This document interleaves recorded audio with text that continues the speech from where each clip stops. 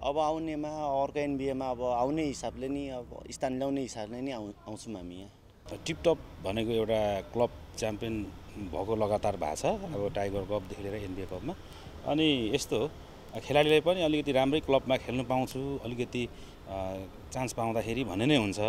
अनि हुँदाहुँदै हाम्रो लिब्रो भाइ एकदम सम्झाउन चाहन्छु धेरै सिकियो अब विदेशीसँग खेलेर उनीहरूको रिच माथि हाम्रो रिचभन्दा धेरै माथिबाट हान्नुहुन्छ त्यही हो। अब 10औं पिएम कपतिर हामी पनि सल्लाह हुँदैछ लगभग हामी पनि अरू चाहिँ हामी पनि ल्याउने कुरा सम्भावना धेरै नै छ। कोशी प्रदेशको टिम मजबुतै छ अब यही टिम लगभग 1-2 महिना खेल्यो भने राम्रै हुन्छ। दर्शक नमस्कार, यति बेला हामी आज हुनुहुन्छ कोशी प्रदेशका हेड कोच हुनुहुन्छ, हामी उहाँसँग थोरै कुराकानी गर्नेछौँ। पिएम कप एनबिएको प्रतियोगितामा चाहिँ अब यो विदेशी खेलाडी पाउने हुनाले अलिकति हाम्रो चाहिँ हाम्रो टार्गेट भनेको 10औं राष्ट्रिय गेमको तयारी पनि हो। हाम्रो चाहिँ अब लोकल आफ्नै टिम आएको थियौँ र राम्रै छ अहिले समग्रमा राम्रै यतिको हामीले पर्फर्मेन्स गरेरै अहिले हामी 8 टिमको सहभागितामा लगभग अहिले हामी स्कोरमा 5औं स्थान हामीले चाहिँ ओगटेका छौँ। यसैमा पनि हामी अलिकति खुसी नै छौँ भन्दाखेरि भन्ने कुरा हो। तपाईँको टिममा त विष्णु बस्नेत पनि थिएनन्, टिम क्याप्टेन नै थिएनन्, अब कसरी हराउनु भयो, त्यो कसरी सम्भव भयो सर?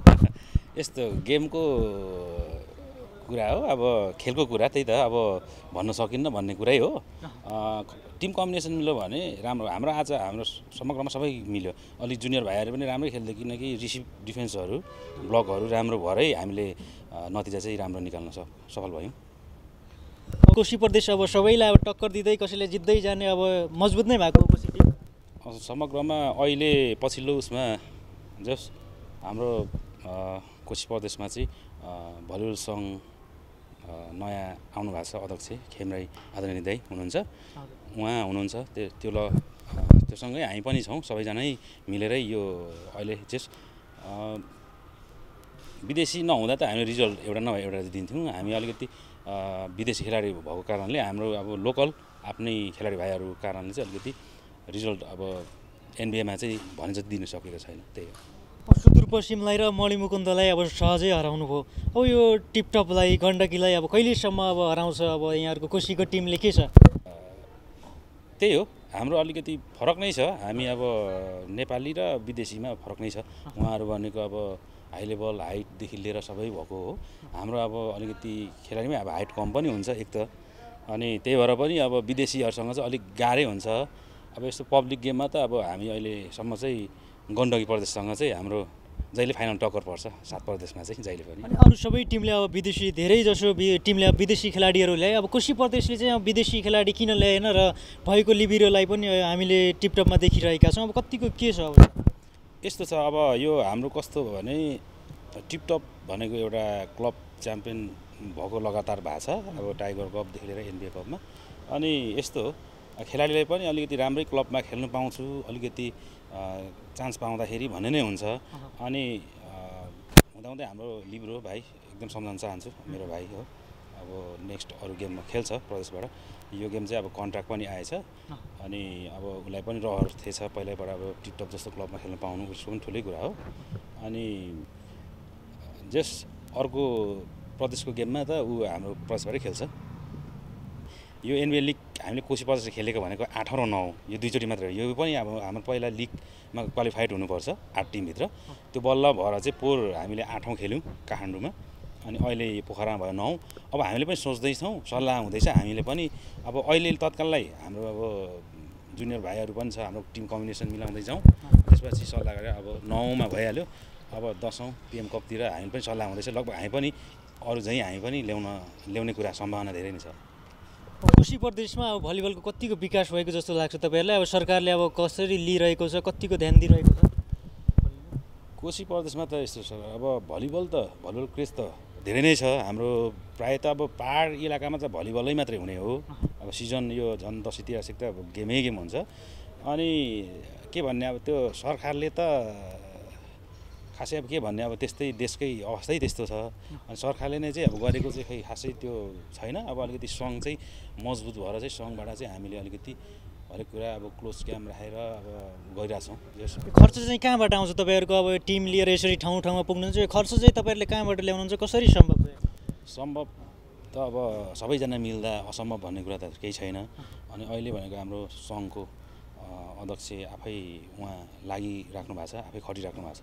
त्यही पनि उहाँले अब हरेक कुरा हेर्नु भएको छ, उहाँले नै ह्यान्डलिङ गर्नुभएको छ। त्यही भएर अलिकति सहज भएको छ हामीलाई चाहिँ टिमलाई लिएर हिँड्नलाई।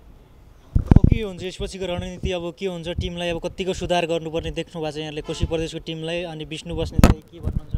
हाम्रो समग्रमा हाम्रो जुन उद्देश्य त हामीले अब यो पिएम कप अब जित्न नै चाहिँ अब गाह्रै थियो होइन। अब तैपनि हामीले जुन ऱ्याङ्किङ हाम्रो जुन त्यो चाहिँ हामीले जोगायौँ राख्यौँ, 5औँ स्थानमा छौँ। अब विशेष गरी त अब हाम्रो नयाँ खेलाडी भाइहरू छन्, हाइलाइट भएको पनि छन्, राम्रो छ। अझै योभन्दा हामी अलिक हाम्रो स्पिडलाई अनि ब्लकलाई डिफेन्स लाइनलाई अलिकति जोड्छौँ अनि प्लस जोड्छौँ। अनि अब हाम्रो क्याप्टेन विष्णु भाइ लगायत हाम्रो सम्पूर्ण सबैजना मिलेरै अगाडि बढेर राम्रो टिम, एउटा स्ट्रङ टिमै बनाउने सोचमा छौँ। विष्णु बस्नेतको अब कतिको योगदान छ? विष्णु बस्नेत टिममा नहुँदा के हुन्छ अब यो? विष्णु बस्नेत त्यस्तो हो, क्याप्टेनको योगदान त आफ्नो ठाउँमा छ, तर ऊ टिममा नहुँदाखेरि भनेको हामीलाई अलिकति डिफेन्स रिसिभमा चाहिँ अलिकति समस्या हुन्छ विष्णु बस्नेत नहुँदाखेरि। अरू त ठिकै हो, अब क्याप्टेन हो, उसको रिसिभ डिफेन्स नै राम्रो भएर पनि आवश्यकतै छ हाम्रो टिममा। के भन्नुहुन्छ अब अन्तिममा दर्शकहरूलाई? सम्पूर्ण अब दर्शकहरूलाई त यही हो, सपोर्ट गरिदिनुहोस्, कोसिस प्रदेशलाई पनि हाई गरिदिनुहोस्, भाइरल गराइदिनुहोस्। हामी त्यति नै टिम लागि पर्छौँ र हामी भलिबलले अझ माथि उच्च ठाउँमा पुर्याउने जिम्मा हामी लिँदै सम्पूर्णलाई धन्यवाद पनि, सपोर्टरहरूलाई धन्यवाद पनि दिन चाहन्छु। कोचले अब हारे पनि अब आफ्नो गेम आफूले बेच दिएर खेल्ने भनिरहनु भएको छ। त्यस्तो त हारिन्छ भनेर डर लागेको थिएन। हामीभन्दा भाइहरू हुनुहुन्छ, जुनियर भाइहरू, अब उनीहरूले गर्छन् भन्ने आश थियो। दाइहरू नहुँदा पनि अब भाइहरूले खेल्छन् भन्ने आश चाहिँ थियो। अब आउनेमा अर्को एनबिएमा अब आउने हिसाबले नि, अब स्थान ल्याउने हिसाबले नि आउँछौँ हामी यहाँ। अब हुन्छ नि चुनौती दिनेवाला कुन टिम छ, कुन टिम लाग्यो तपाईँलाई? हामीलाई चुनौती दिने भने गण्डकी र टिपटपै हो। हजुर, खान जस्ता चर्चित खेलाडीहरू छन्। होइन त्यस्तो डर होइन, खेल्ने नि हो। अब आए पनि खेल्नै पर्छ, त्यो डर त लागेको थिएन। अब हानिन्छ भन्ने सोच थियो, बराबर हुँदै हुँदै अब हार मानियो, त्यही हो। त्यो मनोबल चाहिँ कहाँबाट आउँछ? त्यति चर्चित खेलाडीहरूलाई नै अब जित्छौँ भन्ने मनोबल लिएर तपाईँहरू मैदानमा जानुहुने रहेछ। हामीलाई कोचबाट आइरहेको छ अहिले, कोचले हामीलाई यो हौसला दिइरहनु भएको छ। विदेशीहरूसँग अब खेल्दा के हुँदो रहेछ, के सिक्न पाइँदो रहेछ, या के हुँदो रहेछ? धेरै सिकियो। अब विदेशीसँग खेलेर उनीहरूको रिच माथि, हाम्रो रिचभन्दा धेरै माथिबाट हान्नुहुन्छ, त्यही हो। त्यो त होइन, अब हाइट हेरेर त हुन्न पनि। अब हाइट उनीहरूको धेरै अग्लो भए पनि हाम्रोमा ठिकै साइड जस्तो लाग्थ्यो। के हुनेछ अब कोशी प्रदेशको टिम मजबुत नै छ या अझै सुधार गर्नुपर्ने जस्तो लाग्छ तपाईँलाई? के लाग्छ? कोशी प्रदेशको टिम मजबुतै छ। अब यही टिम लगभग 1-2 महिना खेल्यो भने राम्रै हुन्छ। म एनबिए फर्स्टचोटि हो, म काठमाडौँ पनि गएको छैन। एनबिए मेरो चाहिँ फर्स्टचोटि हो। जे होस्, यहाँ दर्शकहरूले सपोर्ट गरिरहनु भएको छ। अब धनबहादुर भट्टले केही भन्न चाहनुहुन्छ? तपाईँहरूलाई यति सपोर्ट गर्नुभयो, यति प्रशंसा गर्नुभयो तपाईँको? म धनबहादुर दाइलाई धन्यवाद भन्न चाहन्छु।